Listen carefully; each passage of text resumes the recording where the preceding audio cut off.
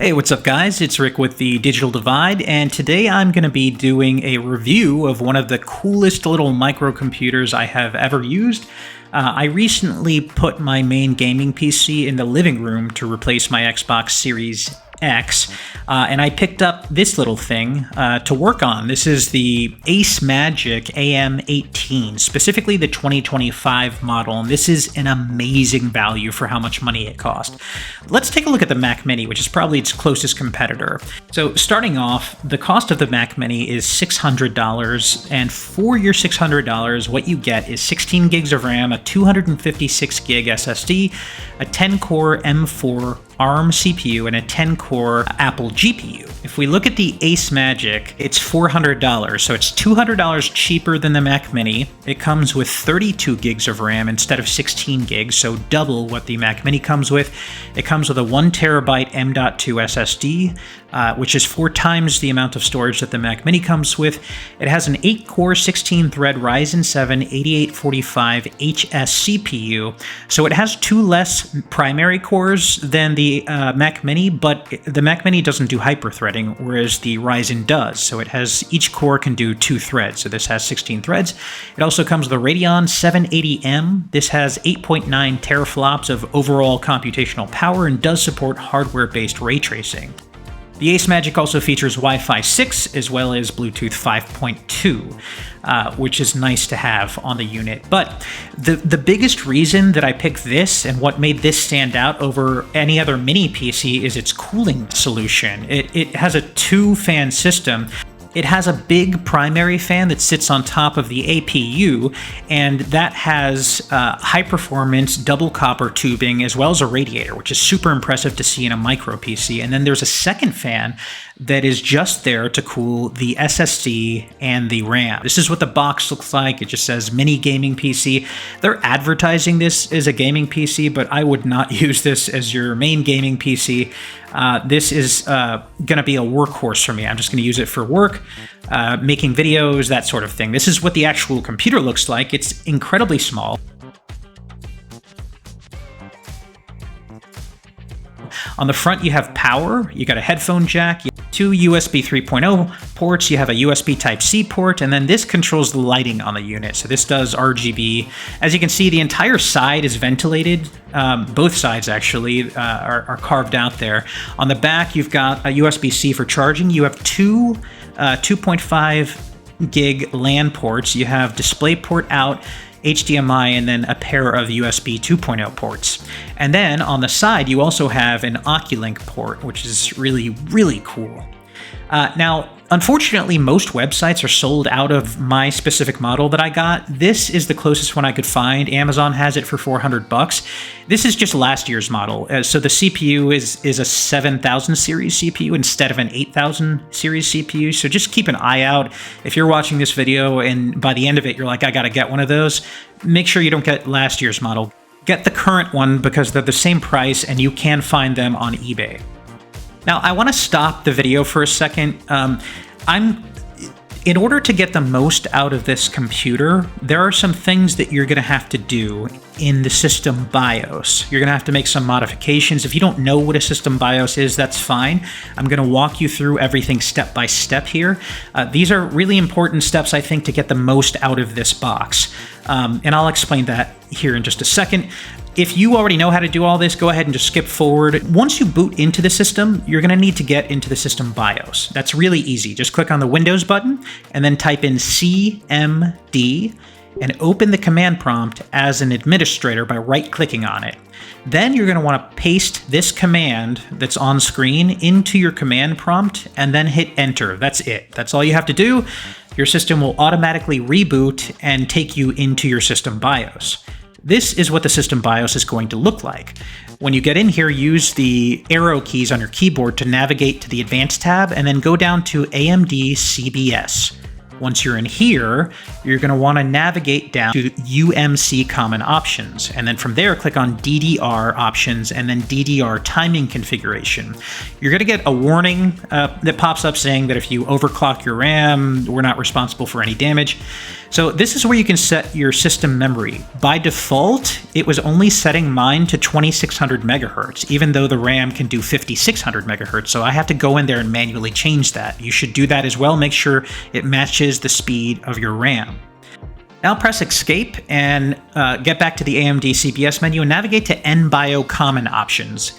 Then go down to Graphics Configuration. And then from here, you can set how much RAM your GPU has access to. So by default, I think it's set it to 2 gigs. I have mine set to 16 gigs. So the GPU in this system has access to up to 16 gigs if it needs it. Now, the reason this is necessary is because this is an APU, which means the CPU and the GPU are on one die, so they share RAM. Now, I upgraded my unit to 64 gigs of RAM from its base 32 gigs that it came with. And so that's why I allocated 16 gigs of RAM, because I have so much RAM it doesn't matter. But if you're sticking with the 32 gigs that the system came with, then I would recommend allocating 8 gigs to the GPU. Now, the system is really easy to get into. There's only 4 screws on each corner here. We'll go ahead and take those off here, and I'll speed this up for the sake of time. Now, this is what the unit looks like when it's open. Just make sure that you don't break the power connector there. That just provides power to the secondary fan in the system. But you can see that I added 2 32 gig sticks of RAM. It came with 2 16 gig sticks of RAM. And then the Oculus port was occupying this PCI slot. Now, that's a really cool port to have, but I'm not going to use it, so instead I removed it and added another 1 terabyte M.2 SSD, so now I have 2 in here, which is really cool. If you don't know what an Oculink port is, not a lot of these mini computers come with them, but it allows you to connect an external GPU to your mini PC so that you can massively improve its gaming performance. And that is a thing that I don't plan to do because this is not my main gaming PC. I don't plan to use it for heavy-duty gaming, but I do plan to do some light gaming on it, but I don't need an Oculus port. The Radeon that this comes with is more than enough. Now, I don't put a lot of weight into synthetic benchmarks. I prefer real-world results, but I did run a CPU benchmark on Geekbench 6. For those of you that are interested in that sort of thing, I'm going to go ahead and speed this up for the sake of time. But the result here that I got was 1,879 on single-core performance and 10,611 on multi-core performance. Now, I did also test the GPU, and this is what I got for the GPU. It was 32,388 using Vulkan. I don't know if that's good or bad. I don't I don't use these synthetic benchmarks much, and this is an APU, so it's not the fastest GPU in the world as it is, but it's there for those of you that are interested. There it is. Now, I also tested some video playback. This is LG's like 4K test video that they have on YouTube. It's 4K HDR, 60 frames per second. So it's like the most video you could possibly stream as far as bandwidth is concerned. So we're going to let this run for a little bit, and we'll see what the results are.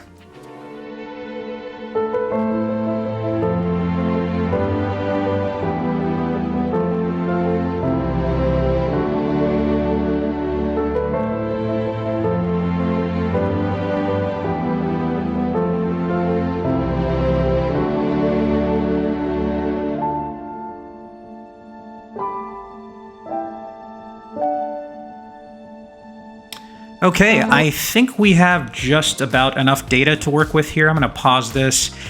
So it looks like we rendered 2,660 frames, and of those, we only dropped 2. And honestly, I think we only dropped those 2 because OBS is running in the background. That's what I use to record. So let's take a look at some games. This isn't like a hardcore gaming system, but it is capable of some gaming.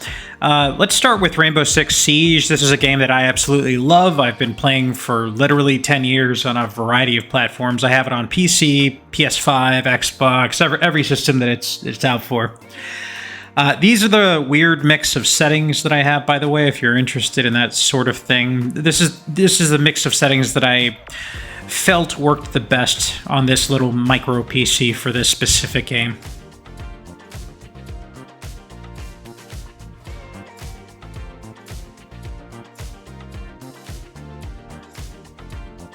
So I'm going to jump into like an AI bot match just so you guys can see what's going on. It looks like they're setting me up as the defender, so I have to pick where I want to defend and then pick my defender.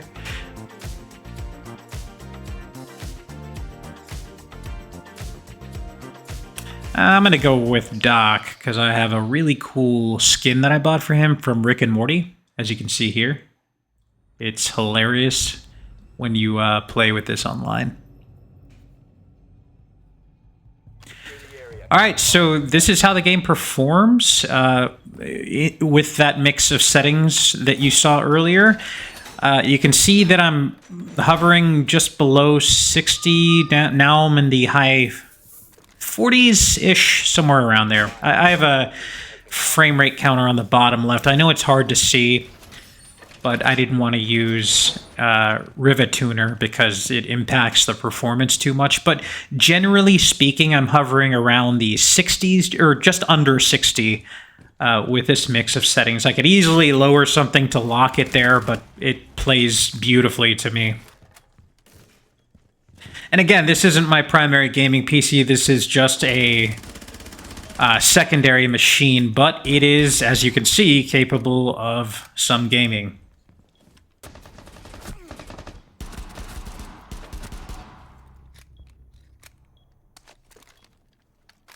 I think there's only one guy. Oh, there's two guys left. I have no idea where they're at. There's the one.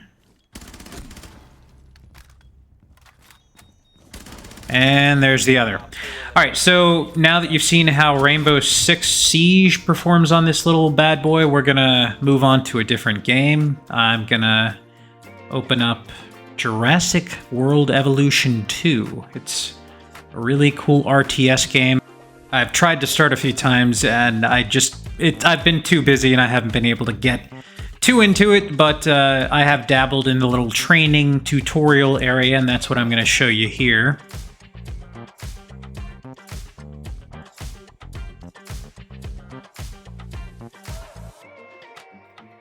And again, this is, I'll show you like the mix of settings weird settings that I have for this game to get it running optimally on this hardware.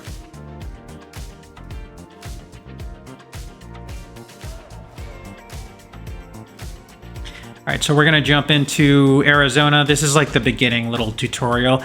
And I'm just gonna quickly run around the map here so you can see what kind of performance you can expect from like an RTS kind of game.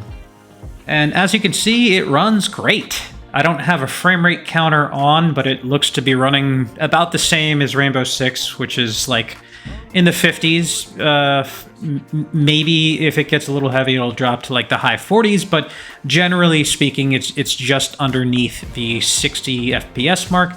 And for a device this tiny and power efficient, that just blows me away.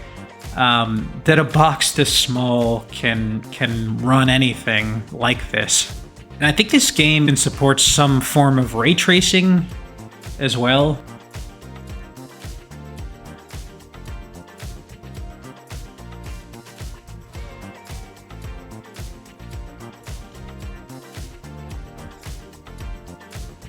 Oh wow, he's walking straight through those trees.